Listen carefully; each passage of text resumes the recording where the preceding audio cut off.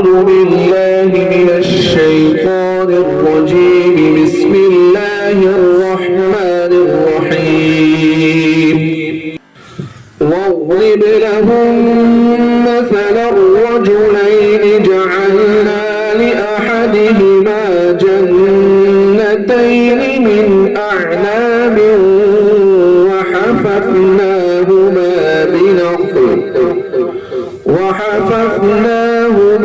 بنخل وجعلنا بينهما زرعا. كلتا الجنتين آتت أكلها ولم تظلم منه شيئا وفجرنا خلالهما نهرا وكان له ثمر فقال لصاحبه وهو يحاوره أنا أكثر منك مالا وأعز نفرا. ودخل جنته وهو ظالم لنفسه قال ما أظن أن تبيد هذه أبدا وما أظن الساعة قائمة ولئن رددت إلى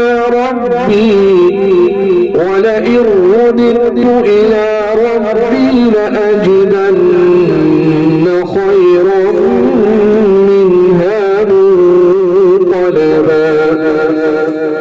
قال له صاحبه وهو يحاوره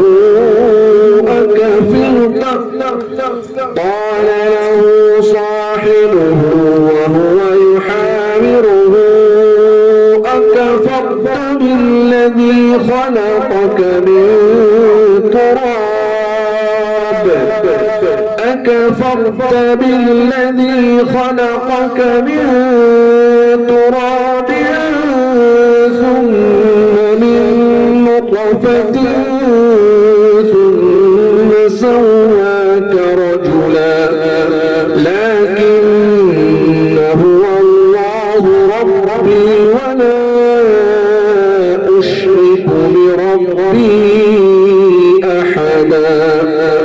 ولولا إذ دخلت جنتك قلت ما شاء الله لا قوة إلا بالله إن ترني أنا أقل منك مالا وولدا فعسى ربي أن يؤتيني خيرا من جنتك ويرسل عليها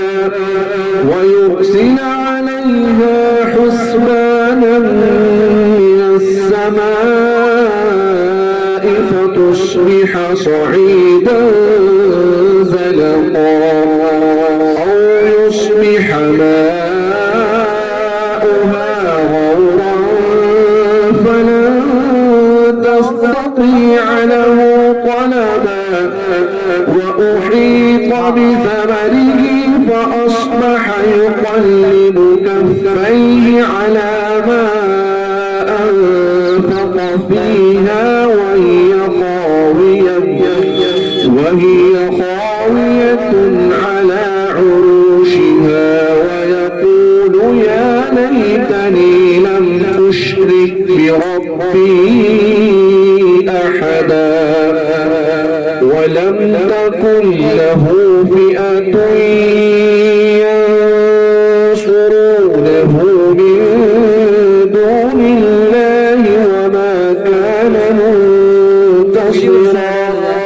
هنالك الولاية لله الحق هو خير